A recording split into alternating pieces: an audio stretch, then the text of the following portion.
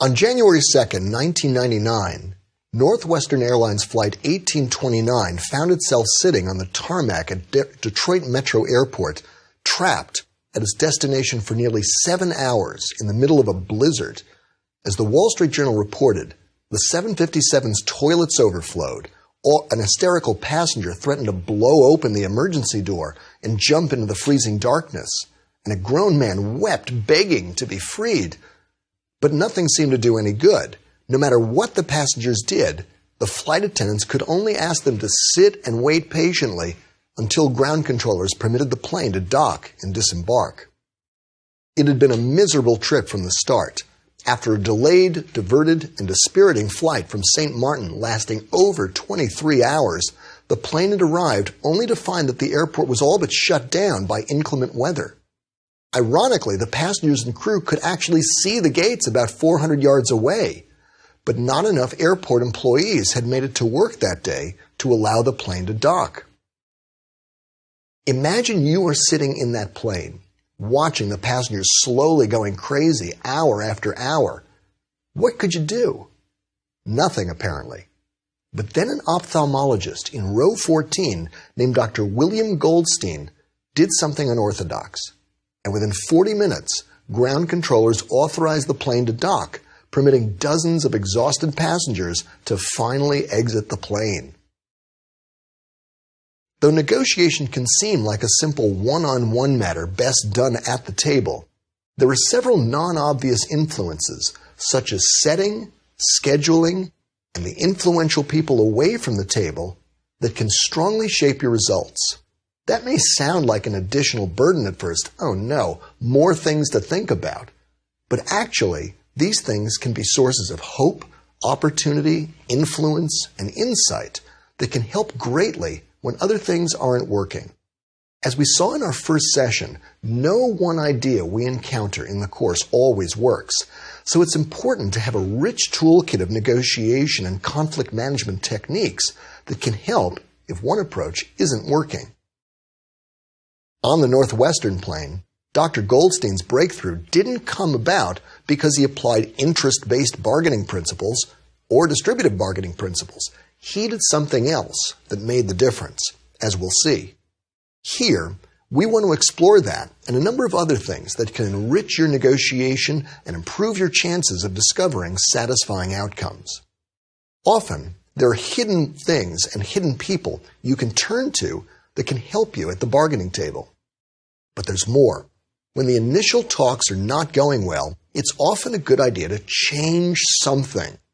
And changing things we'll explore in this session can be particularly effective. Let's start by looking at the role of setting in negotiations. To do that, let's first imagine that you've been dating someone once or twice and you've decided you don't want to see that person again. How would you like to communicate that fact to the other person? When I ask students that question, I first invite them to raise their hands if they would prefer communicating it face-to-face. Whether I'm working with students in New York, France, or China, the reaction is the same. Almost no one raises their hand. Okay, how about by phone? Maybe a few hands go up. Okay, how about by email or text message? Considerably more hands go up. Actually, the most popular answer is just never contact the person again, but that doesn't count for our purposes. Why do so few people want to have this conversation face-to-face? Well, in one sense, it's obvious. If I don't want to see the person again, I don't want to see that person again. But clearly, it's more than that. For most people, it's clear that it will be much harder to say no to someone if you have to see them face-to-face. The more remote the method of communication, the easier it is to say no.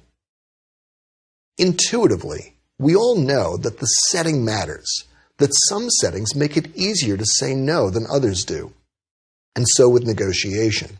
Studies find that if you negotiate face-to-face, you have a much better chance of reaching agreement than if you negotiate exclusively via email. And yet we often find ourselves negotiating in a setting that may work against our purposes. We negotiate when we're jet-lagged, when we're drunk, when we're rushed, when we're tired, when the cell phone connection is terrible, when the formal setting is killing candor. It often seems like we're powerless to change the setting of the negotiation, but that one factor may have a remarkable effect on the talks and may well be one of the first things worth negotiating. Indeed, in diplomatic talks, it often is. As we saw earlier, diplomats often engage in something we can now call pre-negotiation negotiation. No kidding, they actually call it that. One thing they look at closely there is the setting of the talks themselves.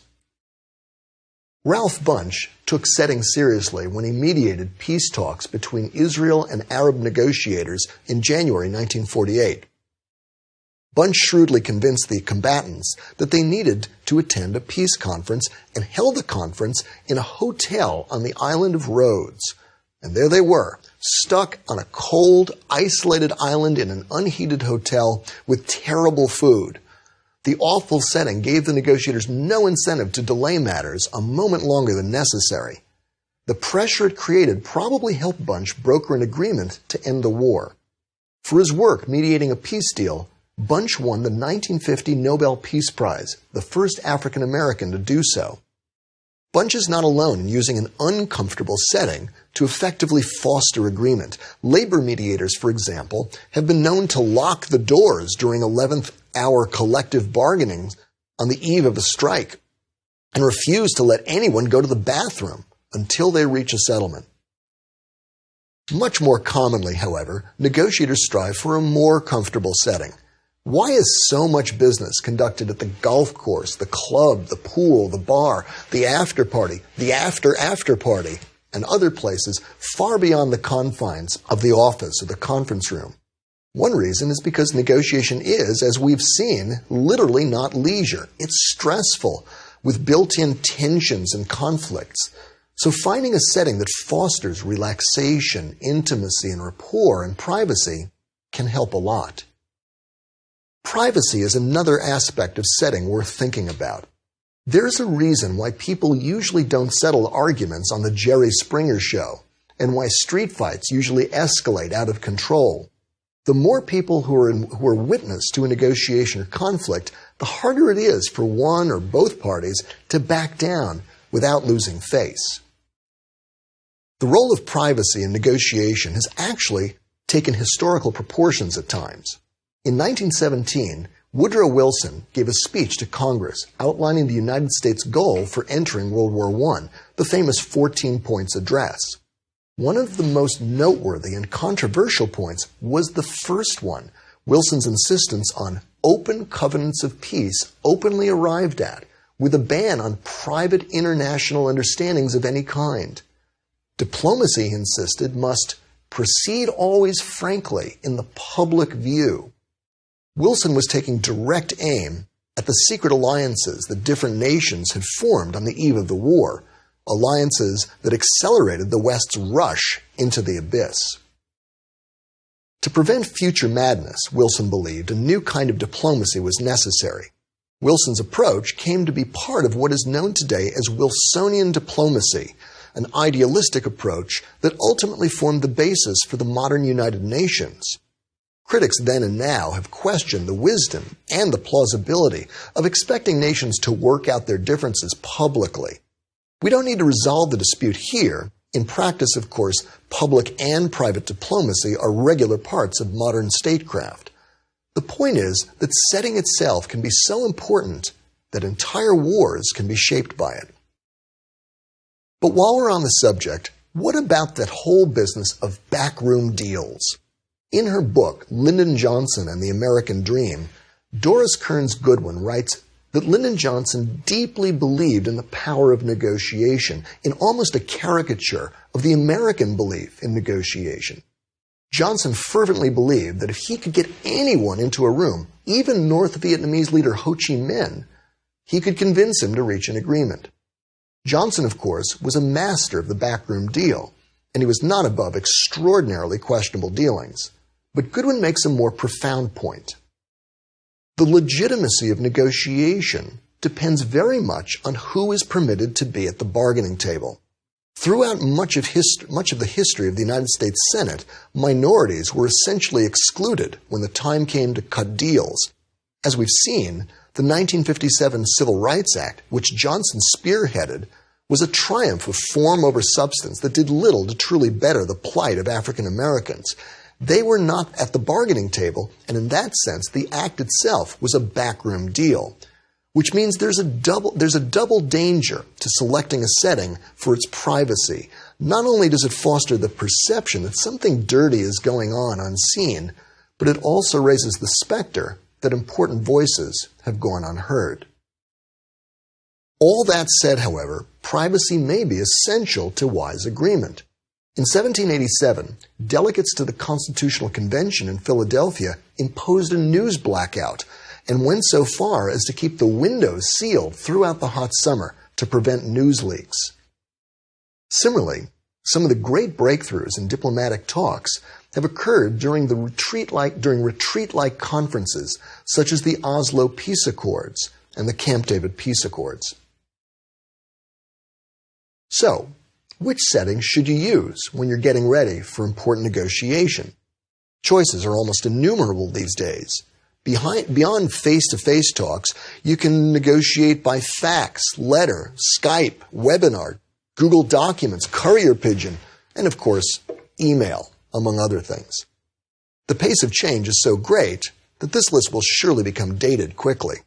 As we shoot this video, we should at least note that increasingly on the horizon are even more exotic negotiation media, including online facilitative negotiation using software and robotic negotiation in which the actual talks are conducted by artificial intelligence.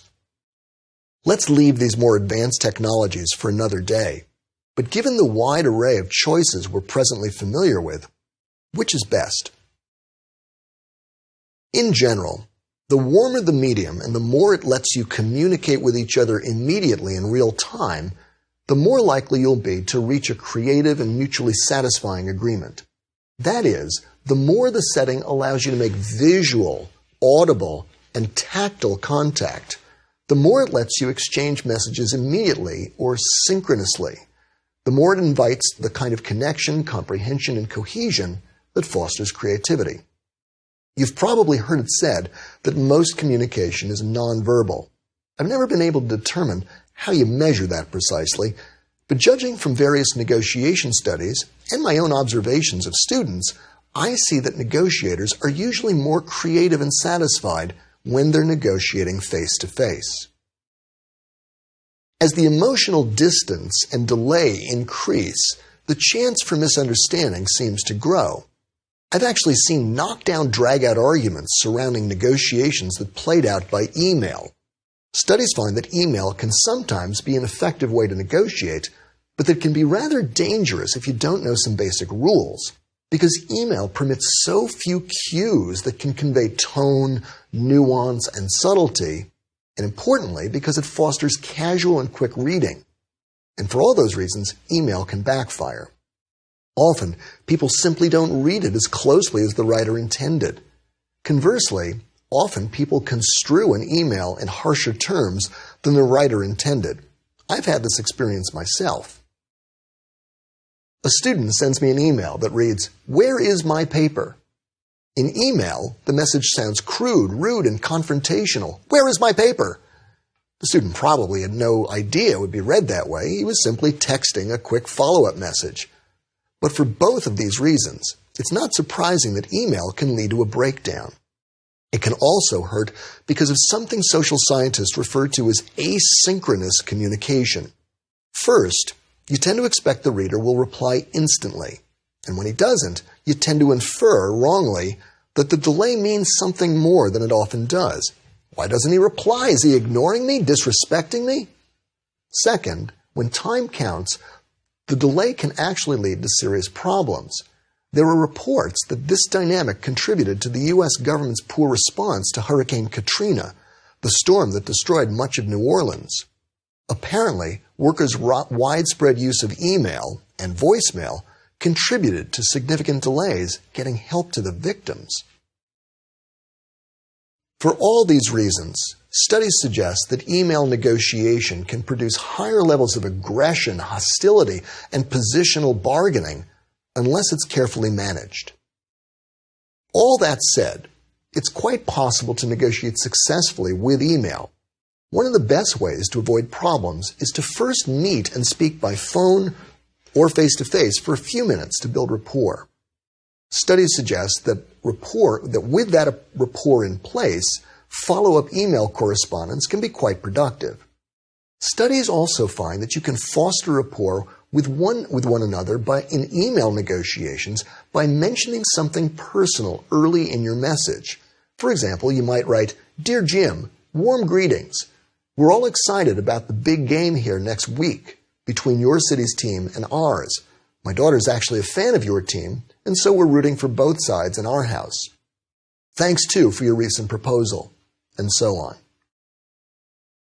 You may also have success with email if the other negotiator is uncomfortable with English and needs time to digest what you're saying.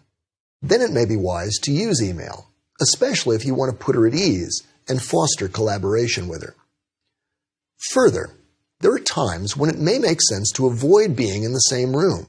If you find you get freaked out in face-to-face negotiations, it may make sense to negotiate by phone or in writing. That's because people often have different manners communicating at a distance than they have face-to-face. That was even true of the Apostle Paul. In his second letter to the Corinthians, Paul writes of himself, "For they say his letters are weighty and forceful, but in person he is unimpressive and his speaking amounts to nothing." If, like Paul, you find you're more confident away from the meeting room, you may want to plan to negotiate at a distance. We can add, too, that in several business cultures, written electronic negotiation is becoming the rule, not the exception, for better or worse. You may not have a choice, but you can improve your effectiveness with it. Beyond the rapport-building tips I just suggested, you may also want to suggest early on some simple communication ground rules. One good one is to agree to reply within, say, 48 hours. Another is to limit the length of emails, say to 600 words, and to start a new paragraph for each sentence. In fact, some experts suggest that for most email communication, it's often wise to write just 3 sentences, and I've found I can respond more quickly, clearly, and politely when I follow that rule. One last rule to follow yourself is to intentionally seek to warm your emails with positive, polite, encouraging language. Be yourself, of course, but doing this intentionally can help you avoid the easy trap of sounding harsher in email than you mean to be. Messages also sound warmer if they rely more on the pronouns I and we and less on the pronoun you, which can make a message sound more aggressive than you may intend. While there's no one right answer to which setting is best for a given negotiation, the critical question is this: have you intentionally thought about the setting? A student of mine once called me for guidance about an important compensation negotiation for a new job. He was nervous. He wanted favorable terms, but he was quite worried he would give the misimpression that he was greedy and uncommitted. We reviewed many different ideas from the course, but frankly, nothing was helping him. But then we started talking about the setting. He'd assumed that he had to have the conversation with his future boss in her office. Is there any better setting than that, I asked him. And you could actually feel the weight lift off his shoulders. Lunch, he said. I could ask her to join me for lunch. That way, we can spend most of the conversation talking pleasantly as we share a meal together, and in the process build rapport. I can also convey my genuine enthusiasm for the position and my desire to be there for a long time. Then, as dessert arrives, I can turn the conversation to the subject of compensation. That approach isn't the right one for everyone, of course, but for the student, it changed the dynamic wonderfully. Setting also refers to how many people are at the table and who will do what there. Research has found that if 2 negotiators meet with 1 negotiator, the twosome may get as much as 33% more than if only 1 negotiator had represented them. It's hard for 1 negotiator to negotiate against several people at once. So if you know you're going to be speaking with a team, it may be wise to bring a team with you. In the movie Erin Brockovich, Julia Roberts' boss, a gruff solo attorney played by Albert Finney, gets a visit from 3 serious-looking attorneys. They look like the Secret Service, says one character. They represent the huge venal corporate polluter he's suing on behalf of a poor local set of clients, and though the attorneys are there to offer a settlement, together they look very intimidating. Finney grabs 3 staff workers, including Julia Roberts, dresses them like lawyers, walks them into the meeting, and introduces them as co-counsel. Now, matched in strength, the 2 sides square off opposite each other at a large conference table. The meeting quickly ends after Julia tongue lashes and cows her counterparts. I don't recommend you posture like they did, but Albert Finney's character was probably wise to bring a posse with him to avoid being steamrolled. That said, there are pros and cons to having several people at the table. If your team is undisciplined and unruly, or if your team consists of people you're representing, you may find it hard to bring a detached and creative approach to the talks. Too many interruptions and too many temptations to look tough in front of your team. If your team is disciplined and professional, however, you may be able to strengthen your effectiveness. One of the best ways to improve the odds is to assign roles to each teammate beforehand. A note-taker, a listener, timekeeper, number cruncher, technical expert, caucus caller. A well-oiled team like that can be truly powerful at the table. One other implication about setting is this. If the talks aren't going well, try changing the setting. Adjourn the formal talks and have the two of the key negotiators take a walk. Stop the meeting and try going for dinner.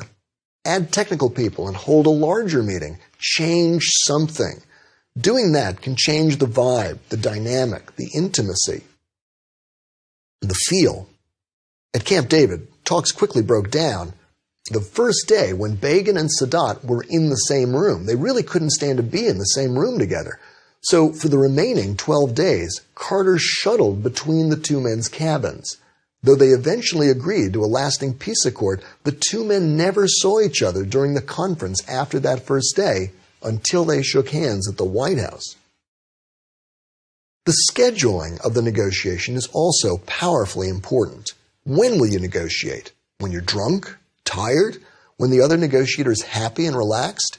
Here again, there's no perfect answer, but timing may be vital. Part of scheduling is deciding whether to negotiate before you have another offer in hand. Imagine you have a job offer from Acme Inc. Imagine they've given you until Friday to decide. Now imagine you're waiting to hear from Beta Corporation, but they said they won't get back to you until Monday. You've got a tough bargaining situation. You can negotiate, but if you can negotiate so that Acme is willing to wait or Beta is willing to decide sooner, you may find you have 2 offers in hand and you'll be in a much better bargaining position with both of them. That's why it can be very wise to negotiate when to negotiate. In fact, ceasefire talks often turn on this question. The parties often press for talks or delay them depending on how they feel they're doing on the battlefield. Scheduling also raises the question of deadlines. Studies find a deadline can help both the negotiators if they know about it early on. That's because it tends to help them manage their time better and fosters more deliberate discussion. In contrast, keeping a secret deadline without divulging it to the other side can needlessly cause a breakdown and deny the other side the chance to marshal its best offer. One of the most insidious aspects of scheduling is the fact that one party may try to use high-pressure tactics to rush a decision. A Wall Street Journal article once profiled a car dealership in Mobile, Alabama called Landmark Chevrolet, which was widely known in the region as Landshark Chevrolet. Landshark was something of an embarrassment to General Motors because its dealers practiced classic blow-and-glow high-pressure sales tactics, and because they were one of the highest-grossing GM dealerships in North America. One of Landshark's signature practices was to create for prospective customers an intense feeling of buying urgency.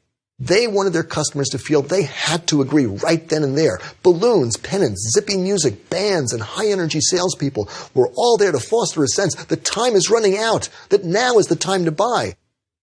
If you wanted to ruin a land shark dealer's day, all you had to do was say, "Thanks, we'll shop around and may come back later." A negotiator who does not exercise control over the schedule can fall victim to practices like land sharks, and she may find herself negotiating when she's simply not ready, which means that it's important to understand that you can negotiate the scheduling of a negotiation and that question may be worth addressing early on. So you might say, "I don't think I'm going to be ready to have this conversation with you tomorrow. To show respect and make sure that my requests are reasonable, I want to do some homework. I wonder if we might speak early next week." Sometimes the key to a successful negotiation lies not in when, where, or how you negotiate, but in figuring out who has the power to resolve the dispute. To explore that, let's now turn to Dr. Goldstein's secret weapon, the aspect of negotiating that enabled him to free the passengers of the Northwestern flight. On the plane, Dr. Goldstein managed to identify the name of Northwest's CEO, John Dasberg. Goldstein figured Dasberg probably lived in one of the nice suburbs of Minneapolis, near Northwest's headquarters. So using a cell phone, he called directory assistance and, to his amazement, got the telephone number. He immediately called and reached Dasberg's wife, Mary Lou Dasberg. Goldstein told her about the terrible conditions they were facing and demanded immediate action. Then the pilot learned about the call and immediately made his own call to her to strongly amplify the point. Mrs. Dasberg promised to call flight operations herself to find out what was going on, and within minutes, the passengers were in the airport. Goldstein changed the situation by changing who he was dealing with. That is, he identified someone who might be influential away from the immediate situation. That one call changed everything. It illustrates the critical importance of understanding who might be influential in negotiations, including those who were not at the bargaining table. When we negotiate, we typically think it's an isolated one-on-one conversation. But actually, no negotiation is an island. Every negotiation is deeply connected to a larger political and social world. And so there are many people away from the talks who can influence them, for better or worse. Negotiators who miss this point often suffer for it. Negotiators who identify this point often find surprising solutions to their problems. Imagine I get an invitation to do a training. After a brief phone call, I strike a deal, and I call my wife excitedly. "Great news, my love," I say. "I just got this amazing new offer to do 6 months' worth of training. It pays incredibly well. The work is very meaningful. The children will get first-class schooling, and will get a beautiful apartment. We need to be on the plane to Kabul, Afghanistan in 12 hours." And she hangs up. And eventually I reach her, and she tells me that I can go, but that she and the kids are staying. And suddenly it dawns on me that even though I'd reached agreement, I'd overlooked somebody who was highly influential, whose opinion I completely forgot about. That story may sound far-fetched, but something a little like it actually happened to one of the authors of the classic negotiating book, Getting to Yes, Roger Fisher, a man I deeply esteemed and who forgot more than I will ever know about negotiation. Roger Fisher once negotiated a treaty on behalf of the United States with 160 other nations. But when they completed work on the treaty in 1982, Fisher found that the president who sent him, Jimmy Carter, had left office. Fisher had little or no relationship with the new president, Ronald Reagan, or with Reagan's senior advisors. When they reviewed the treaty, they in effect put it on the shelf. It wasn't until 1994 that the U.S. signed a revised version of the treaty, and decades later, the U.S. has yet to ratify it. Fisher negotiated well at the table, but because others away from the table so profoundly influenced matters, it profoundly altered the effect of his negotiating. But as I said, an awareness of who may influence the talks away from the table may transform your effectiveness at the table. On November 22, 1963, John F. Kennedy was assassinated, and Lyndon Johnson suddenly found himself president. He soon learned a critical vote to ratify a treaty was scheduled in the Senate for November 26th. Johnson realized the vote would be a test of his power. If he lost that vote, the Senate would see him as weak and ineffectual, and his presidency would be dead before it began. He also realized that he didn't have the votes and precious little time to identify and lobby persuadable senators. What to do? At the very funeral of John Kennedy on November 24th, Johnson looked up and had an epiphany. Every governor was there at the gravesite, and Johnson had learned that senators listened to their governors. And the governors, Johnson knew, would be much more persuadable if he could reach them in time. So he summoned as many of them as he could to his office that evening. There, he gave them an impassioned speech, urging them for the good of the country to contact their senators and ask them to support the treaty as a show of unity and honor of President Kennedy's memory. When the vote was held 48 hours later, Johnson won his first victory. That victory set the stage for the future passage of the Civil Rights Act of 1964, one of the greatest legislative achievements of the era. By reaching out to others who were influential beyond the negotiations themselves, Johnson changed things in his favor. This has practical implications for you and me. As you and I get ready for an important negotiation, it can pay to think about each side's constituents, principles, families, and governments. It can also pay to think about powerful third parties, including watchdog agencies, enforcement agencies, prominent publications, and next-door neighbors. Doing that can reveal new interests you and your counterpart may have, new research questions to answer, new creative options, new potential alternatives to agreement, and other aspects of the talks. In short, it adds another dimension to your thinking, enriching your planning and revealing a lot about the talks ahead. So I recommend that you consider listing at least 5 influential players away from the talks as you prepare for negotiation of consequence. See if it doesn't reveal new possibilities and ideas. As I said at the start of the course that one of the most important things a negotiator can do is prepare. Now that we have explored basic and subtle aspects of negotiation, the time has come to draw together almost everything we've considered so far into a convenient, powerful framework. That framework can help us efficiently get set for any negotiation. The critical and powerful skill of preparation awaits us, and we'll turn to it in our next session.